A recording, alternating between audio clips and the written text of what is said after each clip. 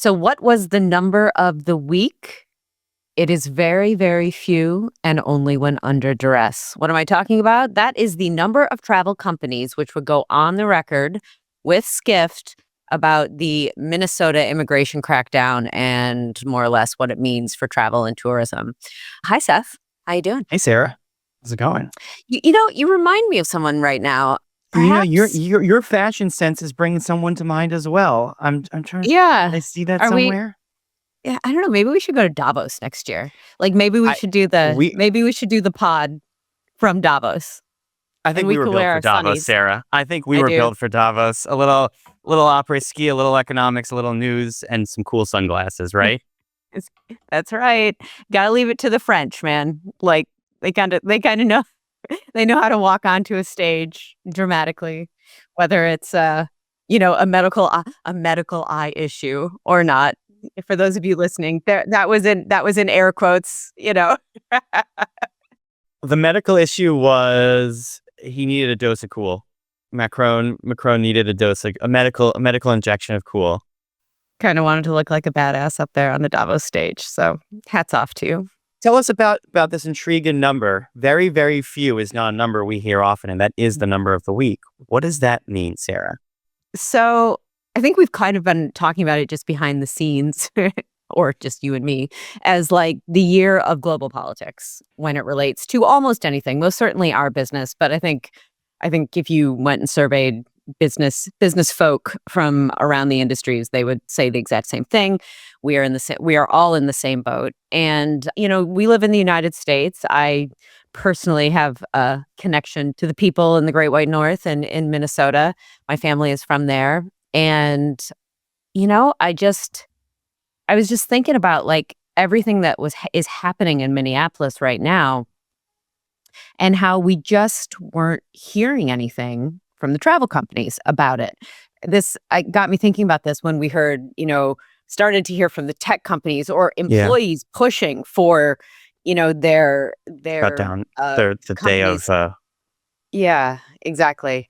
And so what the Skift newsroom decided to do is to call everybody, to call everyone, to call all of our sources, The fan power of out. the fourth estate, right? Get them There you to say go. something. And the answer was they said nothing. Or very, very few said something. Or very, very few. So this is the article that we ended up writing. It was a full team effort. And, there has been, because one of the things that's been happening in Minnesota, which is just, again, having family in Minnesota, so very Minnesotan, is that, the protesters have been finding out where the federal officers, the ICE agents, have been staying, which hotels, and they're banging pots and pans outside the windows so they can't sleep. Yeah. It's like classic, it's kind of classic, like Minnesota nice how to protest. Yet, it's getting a lot of attention in the media. I see it. I'm like on like deep into the Minnesota rabbit hole, not only from reporting and just like always being in the Minnesota rabbit hole, quite frankly. Yeah. You never actually left the Minnesota I never rabbit hole, left. right? Exactly. And so I just have seen so much of this. And so the travel space has kind of been sucked in. And so some of the statements that we are getting or that we did get are just because, we talked about this, there have been franchisee issues. Yeah. And so it's kind of like when forced to comment, they have said a few very, I don't know, nondescript, words. I love I love the flack, the comms people at all the companies that, but they really do know how to write a whole lot of words without saying a whole lot of anything. That's pretty much, Will our that's the audience, job. does our audience know that FLAC is short for a comms communications spokesperson? Probably not. I mean, some of them are FLACs themselves and will know that. But I will tell you, when I joined Skift, I didn't know what a FLAC was, so it was something to learn. I thought it was a type I of don't know. anti-aircraft weaponry. Yeah, I don't know why. I should Google that. Why we call them the FLAC, but we do. Well, and this is an article where I think the silence speaks loudly, right? Like we gave a full list of all the organizations that refused to, that gave no comment on this topic, correct? Yeah. Or just, yeah, a lot of them just didn't get back to us. A few of them did actually say no comment, and we noted that. But for the kind of the level of attention this is getting and the level of attention it's getting specific to our industry, you would think they, you know, would have something to say. But I think it's more that, they're scared. Look, like, and I will say that the article caused a bit of a stir out there in the world, but you wouldn't know it because I don't begrudge people for doing this at all, but usually when I write a story, I post it on LinkedIn, I just get a lot of, you get a lot of comments on it. People just say something publicly and move on with their lives. I got a ton of direct messages or people texting me, like privately. That's what, like, the silence. It's, like I said, I don't begrudge anyone for this. Like, but when you're dealing, but those are individuals, right? It's hard. Well, you know what? I understand, right? It's hard to run a business even in normal times. It's certainly harder to run a business when, the US is so polarized and 50% of your customers feel one way and 50% feel another way. And it's even harder to do it on breaking news where people have died. And so I understand it. I will say, even though companies aren't speaking up, that's not stopping customers from speaking up, right? No, absolutely not. Yeah. And that matters. That matters. Yeah. And, it matters in general for tourism, but with the hook of happens to be a major international event coming Yeah. up where Like in no time. where in no time, the World Cup, the Yeah. biggest sporting event in the world, where people will have to make decisions about how they feel Yeah. and if they want to travel to the United States. Yeah. And we also wrote an article about this, that there has been kind of increased calls, one from the ex-FIFA president, to boycott the United States in this. And, it will be interesting as we get to that time. I mean, I feel like the news cycles being so compressed and so, like, Yeah. we used to talk about the 24-hour news cycle and that being like this, oh, the news cycle is only 24 hours. Like now I feel like it's like hourly. A TikTok. It's a TikTok Yeah. short 3 minutes or 30 less news seconds. cycle. Yeah. Yeah. Yeah. And so, I am very curious. It is amazingly only January when we're recording this on January 30th. So it's still January 2026, longest decade of a year ever felt. Yeah. And so, yeah, so Decades I where don't nothing know. happens, years where decades Yeah. happen, months where, y- months where years Yeah. happen, right? Yeah. And I also, like, while I was in the rabbit hole, I also heard a lot of, chatter and just influencers talking about how the US isn't safe and don't come to the World Cup. Like I'm curious as we go on with 2026 how that is going to, like, if that'll catch on, if the Trump administration will pull out of Minneapolis, like make nice, and like by the time we get to this summer, we'll be 377 news cycles away from where we are right now. And, it'll just Yeah. go on all like normal. So it's so hard to try to figure it out. Well, I think the world is a polarized place and it's a big place. And so for every person who's in one algorithmic rabbit hole, there's someone in the polar opposite one who's like, it's going to be so great. I think it's interesting to think about. I mean, I remember before the pandemic, a Skift journalist wrote an op-ed, I think in the New York Times, about how the perception of the US being unsafe is going to start to impact the United States. And, it's one of those things where, can I name check my mother-in-law on this podcast? I don't think she listens. But like when I go to Mexico, I'm going to go on a dive trip to Cozumel, but there was a shooting in Tijuana. My mother-in-law will be like, is it safe? And you sort of like, well, you laugh it off, but you're like, but it's Mexico. And the US didn't used to have to deal with that.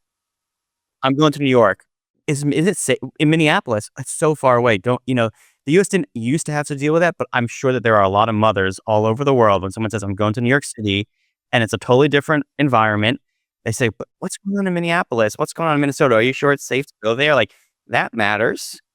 And then I think that as we were prepping for this, we were looking up some social media and what, it's not an algorithmic analysis, but just a sense check of what's going on with safety in the World Cup on Reddit and Instagram. I check Reddit far more than is probably productive for me. I thought that there was this great Reddit post where someone's asking the question on Reddit, do you feel safe going to the World Cup? And the top answer was, well, I can't afford it anyways. So you're talking about the safety, you're talking about the news cycle, and then there's this other element of affordability, which is affordability. like the word of, which is the other political word of the year, affordability. Yeah. And, the U.S. has never been a cheap destination to visit. No. It's always been separated, for the most part, other than our Latin American friends, been separated either side or Canadian friends by an ocean. So those flights were never cheap to start with. And now there's even more affordability pressures. The only people who don't have issues with long flights are Canadians and Mexicans, who we have managed to thoroughly piss off over the last few years. So it will be... piss off or terrify? We got both. It could be both. Both things. Yeah. Could be both. Both things are going on. Yeah. So yeah, it does feel like, one of the things I talked about, we wrote a megatrend about it. I talked about in my fact versus fiction on megatrend, where we said is tourism in the US dying? It is down 10%. That means 10%, if you're a silver linings kind of person, that means that you still retain 90% of who you had last year. So let's not pretend like people aren't coming to the United States. There's still 60, 70 million visitors, depending on how you count. The 70 million number counts, truck traffic over the border into Minneapolis and the Midwest, not like maybe true tourists, how we would count them. But either way, tens of millions of tourists, something that any small destination would be jealous of. But our tourism visitation is still down 10%. It's still below the pandemic, which I think is key. We are still, again, depends on how you count, 10 to 20% below pre-pandemic levels of tourism visitation, where the world is 4%, 4 to 5% higher on average. So people are going other places. Yeah. So you started talking numbers. We actually have some new research from Skift that talks a lot about this. Why don't you give us a little update on what you found? Yeah. So our little research dive. So Skift Research produces something called the Skift Travel Health Index. I'm not sure how many of our listeners are available of it. It's got its own website. If you just search Skift Travel Health Index, you'll find it on our homepage. And it's updated every single month. And what we do, it's a data partnership that we maintain. We have 20 different data partners. They provide us 80 to 90 different data points covering 22 different countries. And what our research team does is we anonymize, we aggregate, and we normalize that data. So we basically feed in like 90 different data points from all over the world, all related to travel, things like hotel occupancy, search volumes, flight data, booking windows, short-term rental data, you name it. Like, we have all these different data points out there. Some of them are hard data, some of them are soft data. We normalize them, we aggregate them, and we create a health index score that shows how the industry as a whole is doing year over year. Now, it takes a while to do all that and to produce that data, so we're on a lag. So even though by the time you'll be listening to this podcast, it'll be February, we just got our final 2025 data. And so let's take a look at how the Travel Health Index did year in review. Let's pull up the headline chart here. This is the index. Remember, this basically represents percent growth year over year. So we ended the year in December at a score of 102. That means that December of 2025 was 2% better than December of 2024, holistically across multiple sectors, across multiple countries. And what I see here as I interpret this data is a good year, a year of growth, of expansion and acceleration. I also see a year of two halves. I see a first half of the year with notably stronger growth in the high single digits, fluctuating between 105 and 110. Yes? That was 2025 January. This is all 2025 July. Relative to the prior year. So yeah, okay. We started the year with much stronger growth relative to 2024, growing high single digits in the first half of the year. And then we decelerated a little bit towards low to mid single digit growth, more in that 2 to 5% growth range in the back half of the year. Now, keep in mind, global GDP only grows like 3% if we're lucky. And for us to be averaging far above that, it still means that we are a GDP plus sector. It means that we're growing, but it does show that like the first half of 2025 was stronger than the second half. And then we've got the regional view, which I think is the key takeaway, and it ties back into this conversation. So let's throw up that regional view chart. And look, I get it. This is a spaghetti chart if I've ever seen one. It's just a bowl of noodles that we're looking at. But let me help you focus. What we're looking at here, each of these little noodles, each of these lines is a different region that we have data for. And what I would highlight is that dark black region, that's North America. And you can see it's towards the bottom of the bowl of spaghetti. And it actually ends the year in December at 98, which means 2% contraction in the month of December of 2025 versus 2024. On the other hand, let's look at that light blue line. That's the Middle East and Africa. We can see it accelerating. Let's look at that gray line. That's Asia Pacific. It stays towards the top of the bowl as well.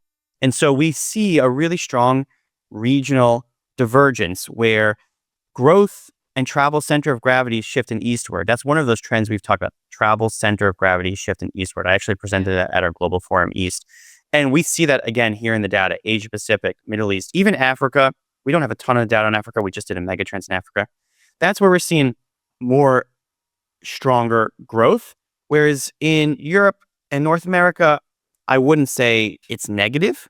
There's still growth, there's still opportunity, but it's clearly not as fast as the more eastward facing regions of the world. And I think that speaks to a lot of things. It speaks to the maturity of those markets. I mean, North America is a very mature hotel market, where the Middle East, Saudi Arabia is effectively a market that is going to go from 0 to 100, and that will fuel a ton of growth coming from a low base.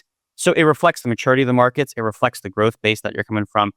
It represents different economic regimes, and it represents really strong government and corporate investment in the Middle East and Asia. And of course, I won't attribute it all to geopolitics, but it also reflects this topic of this podcast so far, which is geopolitics. Yeah. So you want to talk about snowstorms? Of course I do. Of course I do. So I went outside yesterday for the first time, I'm embarrassed to say, in a few days. I just couldn't believe how much snow there was outside on the streets still. Because even when we have snowstorms in New York City, it usually melts. It's been a frozen tundra here with tons of snow. And let's see, so it was about a week ago. There are snow piles as tall as I am. I mean, I'm not a particularly tall guy, but as tall as I am. And I don't know if our non-New Yorkers have experienced this. It's a little bit like mountaineering. You cross the crosswalks, and they've just carved out a single file path. Yes. And I'm walking, and I've got snow on one side, snow on the other. It's like up to here. I'm like, what is going on? It's cold. And just one more thing on New York. Like, if you're out in New York, in certain places of New York, it does always, like, I don't know, I look like kind of like a Yeti or something. Like, I've got my hat and my scarf and like my boots and, all of it. And it never ceases to amaze me, like, how many, I'm looking at the ladies, how many are out there strutting in there. They are dressed, they are going somewhere. Fashion never rests. Fashion never rests. It doesn't. And it just kind of cracks me up here in New York. In the city, the snow, when it falls, it's so beautiful. Yeah, it's so peaceful. it is. The city is quiet. It's blanketed in a level of and it's blanketed in a layer of white. It's gorgeous. It's clean. And then it turns into so many different colors, Sarah. So many different colors of snow. Yeah. Not pleasant. Yeah. So but snow matters. Matters all for this travel, snow right? caused a lot of problems. It caused a lot of problems last weekend. And so, and the thing that is just kind of glorious for all of us who covered these things is that we've got another one coming. And so there were like thousands and thousands of cancellations last weekend. It was the worst cancellation event since COVID. The storm coming up and down the east, because it was all up and down the East Coast last weekend, and we're getting another one this weekend. At least and 2,000, more than 2,000 flights canceled in a single day, right? Yeah. Oh no, yes, a lot more than that even. I sometimes, if any of you listeners are watching your local news, every once in a while you'll see me pop on talking about the weather. I was watching FlightAware all weekend last weekend, and it was up to 13,000 at one point. Sorry, I was reading deeper into the story, but the lead itself, the very first line of the story says 10,000 flights on Sunday. I was reading about Monday when the recovery had already started, at more than 10,000 flights canceled. Yeah, it was at 13. So it was just a huge, enormous issue, and it's coming in again. But I will say, the airlines, they unlike some of this geopolitics stuff where people are not prepared for it, airlines have weathered storms before. They will weather storms again. Can I say this is one of the ones where I take the side of the airlines? Like there are certain things with weather where it's like, I know it sucks. I know you're delayed. I know it's going to be hard to rebook, but what do you want them to do? It's snow. Like they can't fly. And it's like, oh, it's going to take me forever to get rebooked. It's like, yeah, it is. The people who were supposed to be there are trapped in the snow. The planes are already booked on Monday. They can't put you on a plane that's full. So I totally get the frustration, but there are many terrible customer experiences in flying that I blame the airlines for. This is not one of them. I'm team airline on this one. And I don't know. People always usually ask me whenever I do my little TV hits. They're like, "What are your tips, Sarah? What are your tips for surviving this, terrible snowpocalypse?" And I usually say snacks, patience, and like a lot of chargers for your devices. There is a certain amount to the snowstorms, especially for all of us like harried New Yorkers, where it's like, it's going to snow. The whole world is going to shut down. Perhaps I should find a good movie or a good book and watch it or read it. So make a fire if you can, Exactly. Light some candles. Get a hotel room. Walk through the snowbank. Yeah, enjoy it. Enjoy. Yeah. It's one of life's little pleasures of the calm of a snow day. Well, this one we are not blaming the airlines for, although some airlines have taken longer to recover than others, and that's a function of where their crews are based. But there are plenty of geopolitics angles as it comes to airlines. I saw a little shorty story that we did about American Airlines returning to Venezuela. That has been a frequent topic of this podcast after I guess my vacation to Aruba, I suppose, but just disruption in the Caribbean region. And it's interesting to see American companies already returning to Venezuela. Was American Airlines flying to Venezuela before this, or is this a new launch of service? Let me check the story that I'm referencing. I do find it slightly humorous, Seth, that you think we've been talking about Venezuela so much on this podcast because of your vacation. Because of my Aruba, vacation, yeah.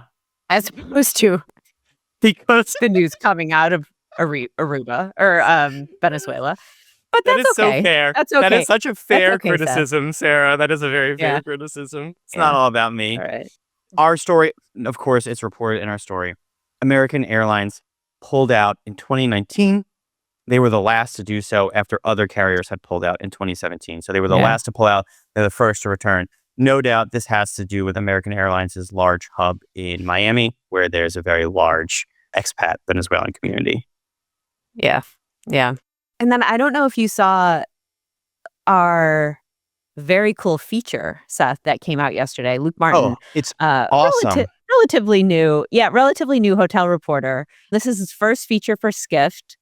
And it's basically, it's about how there used to be, or I think the idea was maybe 20 years ago, there was this new type of hotel. It was supposed to be kind of punk rock, supposed to be kind of like your parents don't want to stay there. It's very cool. It's going to do all the things. It's too loud. Too loud, too dark. Too loud for your parents, too dark. They can't see. Yeah. That I am now that person. And they were wildly successful. Then what happens with all cool things happens. The suits come corporate. in. Yep.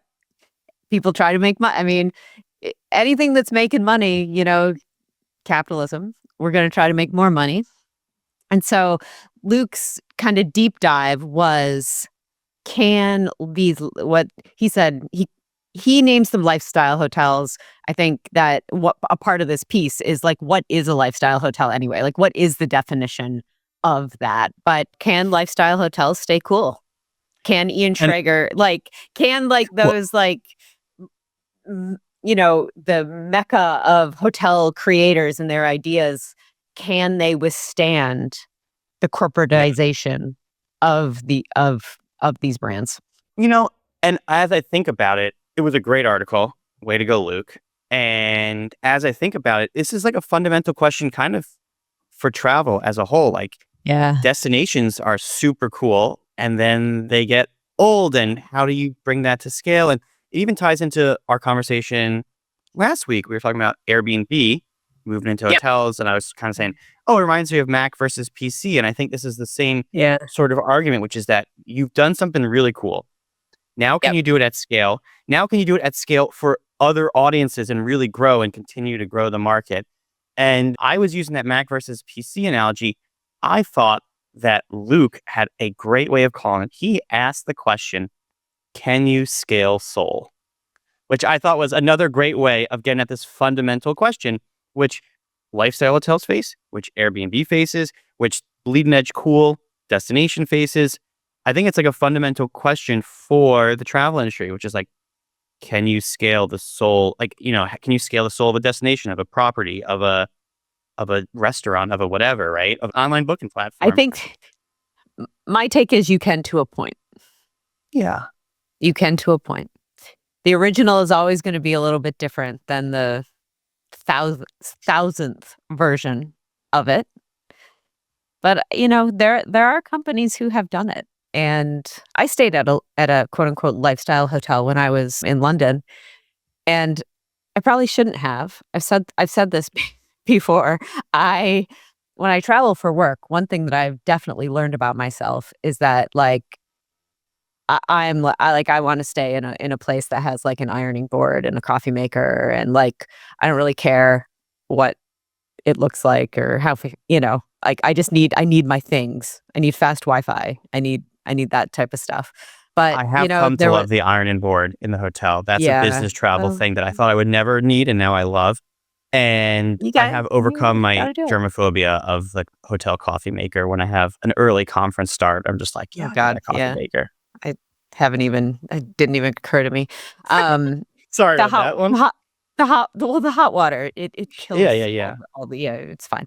So yeah, the hotel was like it was super fancy and it was very cool and it was right in Piccadilly Circus, but didn't have an ironing board. Can I ask you, this is an off the cuff question. We're talking about lifestyle hotels. Yeah. Can you scale lifestyle hotels?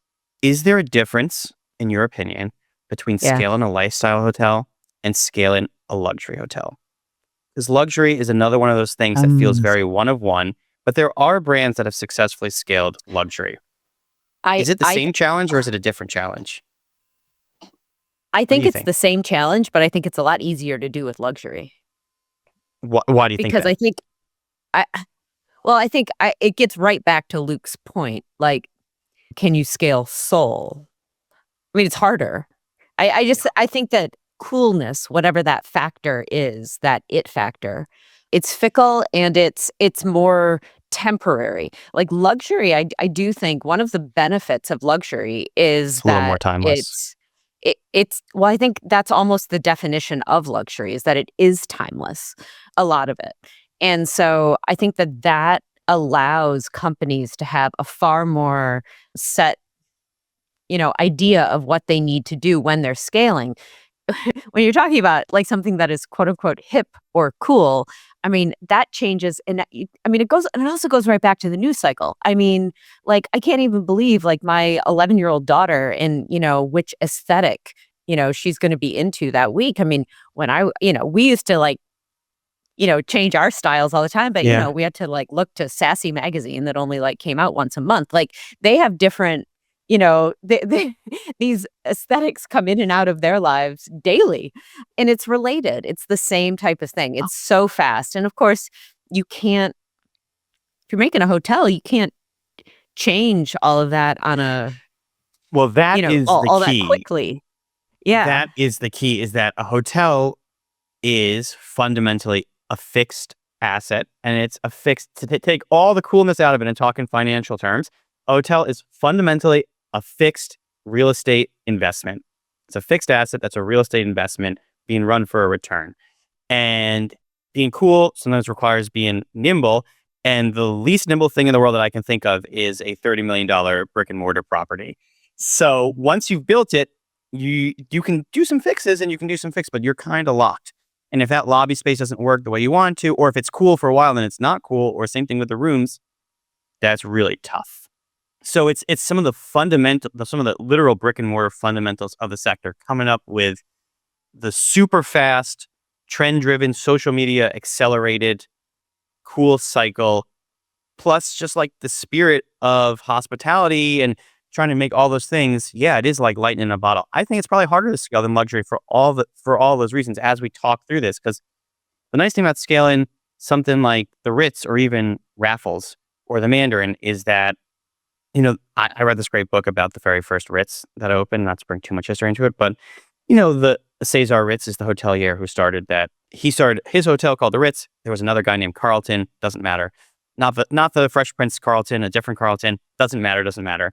But, he fundamentally operated the Ritz with the same principles of white glove service and that would still live in the Ritz today or in the Ritz Carlton today. Whereas being cool in the 1890s, what was cool in the 1890s is a long way from what's cool in the 1990s, a long way from what's cool in the today. Well, and I was lucky enough to stay at the Raffles in London at the OO, and it's basically like staying in a museum because Yeah. it was the War Office from World War II in the middle of London. And so you talk about, it's like the opposite of trying to be hip. It's almost like, they're leaning into something. They're leaning into history, which was great. Yeah. They had an iron. And an interesting point that Luke also makes in his deep dive onto hotels is that, well, we are sort of defining lifestyle hotels as chasing this cool factor. The reality is the industry doesn't even have a definition of lifestyle. And pretty much Right, every yeah. person that Luke interviews has a Yeah. different lifestyle definition. Friend of the podcast, former past guest, Amar Lavani, who basically created Standard, as he told us on the podcast episode that we had with him. And he's at Hyatt, right? He was at Hyatt Lifestyle now. Yep. He says in a quote on the record, lifestyle is a massively, all three massivelys are part of the quote. Lifestyle is a massively, massively overused word. Yeah. So the king of lifestyle, who kind of created, in my mind, one of the great lifestyle hotels of New York City, is now and is tasked with scaling lifestyle within the Hyatt portfolio, right? I hope I'm not getting this wrong about him. Is even himself saying that it's hard to define what lifestyle is. Yeah, there are a few. There are a few things though. About that hotel, like the Standard. When I think personally of the very cool hip hotels, the Standard is probably like where the Standard, and it's where where my mind goes. But I've talked about this before on this podcast, and anybody visiting New York, I recommend you go and check out the elevator in the Standard. Now, the first time I rode that elevator in the Standard up to the Boom Boom Room, which is their bar, which is also very cool. That must have been 20 years ago, and it's still the same, and it's still awesome. So you ride up the elevator, and you start you're surrounded by images of, it's like going through Paradise Lost. It's like you start in down in the depths of hell. Circles of hell? Yeah. And as you ride up, you go through the levels. And by the time when you get out at the Boom Boom Room, you're surrounded by clouds and angels. And it's so cool. And it has been for 20 years. And dare I say, it will be for the next 20 years. It's just, there are certain things that just are good. So, there's probably layers to it, right? That's the final conclusion is that, when I talk about these great luxury hotels, the Ritz, the Raffles, I am absolutely implicitly bringing in some survivorship bias. That the great luxury hotels that are still around from 100 years ago are still around because they were able to do this trick that we're talking about. They were able to capture light in a bottle. They were able to evolve. They were able to keep with the times. They were able to keep with the evolving standard of luxury, even though it moves slower. And there's a million other luxury hotels that were luxurious in the 1890s that I don't even know the names of because they're gone. So there's survivorship bias here. And I'm sure we'll see the same thing in the lifestyle segment. There are the truly great lifestyles, the potentially, the Standards, potentially the Hoxtons, potentially the Aces, although, there's some other ones that come to mind for me. And then there's the rest of the market, which is just, doing a great job keeping up and capitalizing on the trend and moving fast and making lots of money. Well, it's cool. And then there's the bottom of the market, which is not bottom, but which just can't even Yeah. keep up, I suppose. So You know who checked me in at the hotel in London? The who? bartender. Check-in was behind the bar. I wonder if they stole that from, isn't that what Aloft or Moxie does? One of the Marriott brands does that. Or if Marriott I stole it I from them. I was at a Moxie. Oh, you were at a Moxie? I was at a Yeah, Moxie. that's the Moxie thing. I think Yeah. it's cool. I think Yeah. it's very fun. The bartender It's checks you in and gives it's you a the drink. first time. Yeah, it's the first time I've experienced that. That was a new one. I know. It's fun. Yeah. I thought it was fun. The only issue is that every once in a while, when they, when they can be victims of their own success, because when the bar is hopping, the Yeah. bartender is busy. Yes, exactly. Exactly. And I came in at night, like, because, flying from the US, like, and so it was busy. There were a lot of people there. It was totally fine. It was just something I had never experienced before. I stayed at a Moxie for a wedding, and it was so much fun for a wedding because the whole wedding party was there, and then we could go down after the wedding and use the bar. And instead of I stayed at one wedding that was in I don't remember the exact brand, but it was equivalent of like a Courtyard or something like that. And so they had a bar, but it was grab and go kind of thing. And so this wedding emptied out, and the party kind of died. Whereas at the Moxie, when we got back, the party actually amped up because we hit this really cool Moxie bar. I will say, I was taking advantage of some Skift privileges and working remotely before the wedding and trying to do calls from that same exact environment, trying to take business calls from the Moxie, either that super small room or that cozy room, or from that super cool lobby was a challenge. So it is about, it is one of these things. And I mean, that's intentional, right? These brands Yeah, are no, trying that's to have that's what I mean. a Like, brand I for just each wasn't use case. Yeah, yeah, you I have to have didn't it for the right. Yeah, for the totally. right reason. Exactly. So And speaking yeah. of, we have a What? final hotel-y, brandy, newsy item, which is that I think this was a scoop. Sean O'Neill Mm-hmm.